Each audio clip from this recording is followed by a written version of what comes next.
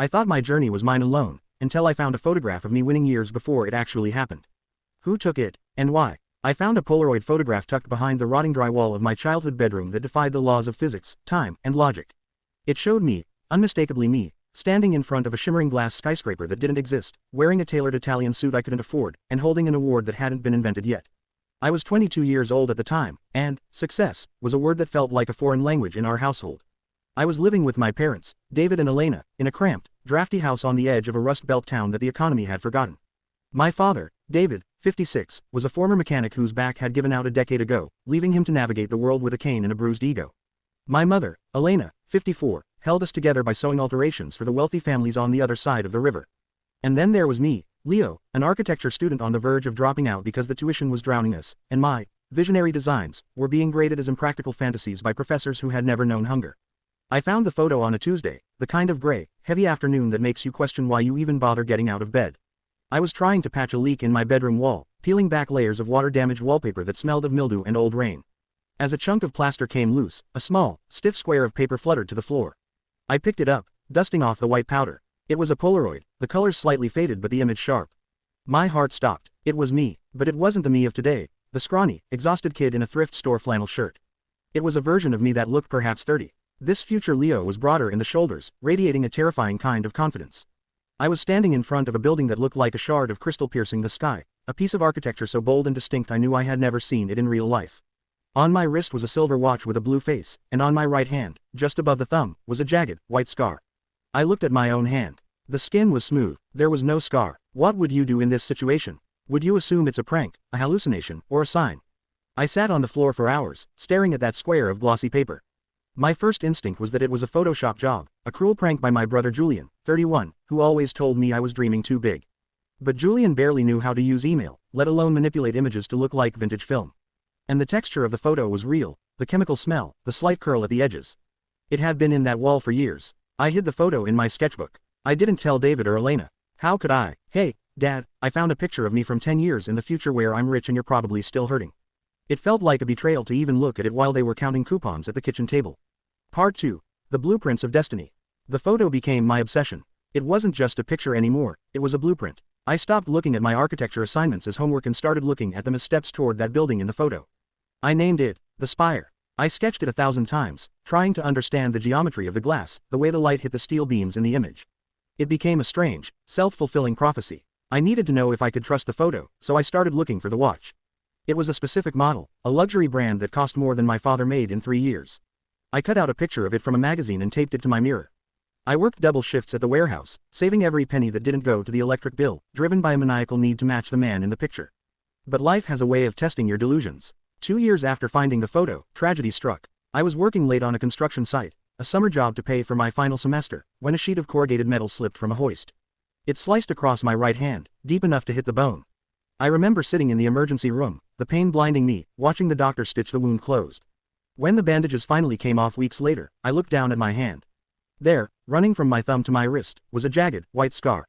It was exactly the same. That was the moment the fear turned into cold, hard determination. The photo wasn't a possibility, it was a promise. But promises require payment. Do you think knowing your future makes you work harder, or does it rob you of the freedom to choose your own path? By 26, I was unrecognizable. The scrawny kid was gone, replaced by a man who worked 18-hour days and slept in his office. I had graduated at the top of my class, fueled by a design portfolio that centered entirely around the concept of the Spire. I pitched the design to every firm in the city. They laughed. They called it arrogant, impossible, too expensive. But I had the photo. I knew it got built. I just had to find the money. I started taking risks. I leveraged my parents' house, without telling them the full extent of the danger, to secure a loan for my own firm. It was a terrifying gamble. If I failed, David and Elena would be homeless. I remember looking at my father one night, watching him struggle to stand up from his armchair, and feeling a wave of nausea. I was betting their safety on a piece of paper I found in a wall. I felt like a monster, but I also felt like a man possessed by destiny. Then, the breakthrough happened. A tech mogul looking for a legacy headquarters saw my designs. He didn't see the risk, he saw the ambition. He signed the check. Construction began the year I turned 27. Watching the steel rise from the ground was like watching a memory download into reality. Every beam, every angle was exactly as I had studied in the photo. I bought the suit, Italian, tailored. I bought the watch. I was ticking off the boxes of a checklist written by a ghost. The day the building opened, I was 28. The weather was identical to the photo, a crisp, bright autumn afternoon with high clouds. The plaza was filled with press, investors, and my family. Julian was there, looking sober and proud for the first time in years. Elena was crying, touching the fabric of my suit like it was made of gold. And David was standing quietly to the side, leaning on his cane, looking up at the glass tower with an expression I couldn't place. It wasn't just pride, it was recognition. I knew the moment was coming. I felt the pull of it. I excused myself from a reporter and walked to the specific spot on the pavement I had memorized from the Polaroid. I adjusted my cuffs. I checked the time on the blue-faced watch. I clasped my hands in front of me, the scar glowing white in the sun.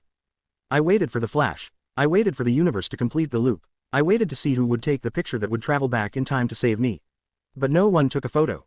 The crowd was behind me. The press were focused on the mayor. I stood there, alone in the frame, waiting for a camera that wasn't there. A minute passed, then two. The sense of destiny began to crack, replaced by a creeping confusion. Had I missed it? Was the photo a fake after all? Then, I heard the tap of a cane on the concrete. I turned around. David was standing about 10 feet away, holding a small, battered box. He wasn't looking at the building. He was looking at me. "You look just like him," David said, his voice trembling. I frowned, the adrenaline crashing. "Like who, Dad?" "The guy in the photo." David nodded. He reached into the box and pulled out a stack of old, yellowed papers and a camera. A vintage Polaroid camera. "Dad," I asked, my voice barely a whisper. "What is going on? Did you take the picture?" He looked down at his hands, his knuckles swollen from years of hard labor. "Come with me, Leo. We need to talk." We sat on a concrete bench away from the crowd, the massive glass tower casting a long shadow over us. David handed me the stack of papers. I opened them. They were drawings, sketches, my sketches, or so I thought. But the dates at the bottom were from 30 years ago. They were signed David Russo. I flipped through them, my breath hitching. There it was, the spire, the exact same building, the same sharp angles, the same glass facade. "I wanted to be an architect," David said softly, staring at the pavement. "Before the mill, before the back injury, before life got heavy. I was talented, Leo. I was arrogant, too. I designed this building for my thesis project. I called it the Shard." I stared at him. The man I knew as a broken mechanic was the mind behind my masterpiece. "But what about the photo?" I asked, my voice shaking. "It was me. It was my face, my scar." David let out a long, ragged sigh. He pulled another photo from his pocket. It was the original, the one I had found in the wall. "Look closer, Leo." I looked, really looked. I saw the face I thought was mine. But now, seeing my father's young sketches, I saw something else. The eyes were slightly different. The jaw was a little square. "That's not you, Leo," David said, tears welling in his eyes. "That's me. That photo was taken 30 years ago. I built a model, a large-scale model for my presentation.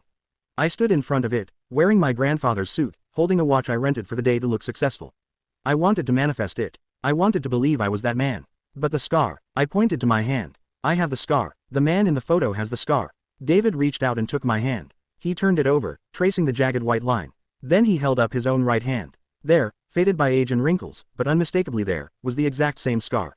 "I got mine on a lathe when I was 22, he whispered. "The same age you were when you got yours. It's genetic bad luck, or maybe just the clumsy hands of the Russo men." The world spun. "I hid the photo in the wall when we bought that house," David continued. "I had just given up on architecture. I took the job at the garage to pay for Julian's medical bills when he was a baby. I couldn't bear to look at the photo anymore, the reminder of the man I was supposed to be. So I sealed him away. I forgot about him, until you found him." I sat there, the noise of the celebration fading into a dull hum. I hadn't seen a vision of my future. I had seen a ghost of my father's past. Have you ever realized that your parents had entire lives, dreams, and heartbreaks that you knew nothing about?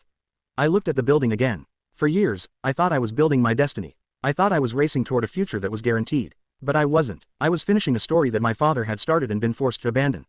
The anger I expected to feel didn't come. The disappointment that magic wasn't real didn't come either. Instead, I felt a crushing wave of love. I looked at David, this man who had sacrificed his dream, his body, and his pride so that his sons could eat. He had buried his ambition in a wall so it wouldn't haunt him, only for his son to dig it out and plant it in the ground. "You built it," David said, wiping his eyes. "You did what I couldn't." "No," I said, my voice firm. I stood up and offered him my hand, the scarred hand. "We built it." I walked him back to the plaza. I took the microphone from the mayor. I looked at the crowd, at the gleaming tower that was supposed to be a monument to my ego. "Ladies and gentlemen," I said, my voice echoing off the glass. "This building was designed 30 years ago. It has been a long time coming. I'd like to introduce you to the lead architect." I motioned for David. He shook his head, terrified, but I pulled him forward. I made him stand in the center. And then, I did the only thing that made sense. I pulled out the vintage Polaroid camera he had brought. I stepped back. I framed him against the building, the real building this time, not a model. He stood there, leaning on his cane, wearing his old jacket, but smiling a smile I had never seen before. I snapped the photo. As the film wore out, I handed it to him. We watched it develop together. It showed an old man, broken by life, but standing tall in front of his dream. I realized then that the photo I found in the wall wasn't a lie. It was a prophecy, just not the kind I thought. It wasn't telling me who I would become. It was telling me who I was fighting for. Success isn't about the timeline you think you're on. Sometimes, it's about picking up the baton that someone else had to drop, and running the rest of the race for both of you. I still keep both photos on my desk. One of the young dreamer who couldn't make it, and one of the old man who finally did. They are the same person. They are us. Do you believe we are destined to finish the unfinished business of our ancestors? If this story made you look at your parents a little differently, please like, share, and subscribe. Let me know in the comments. What is a dream your parents gave up so you could have yours?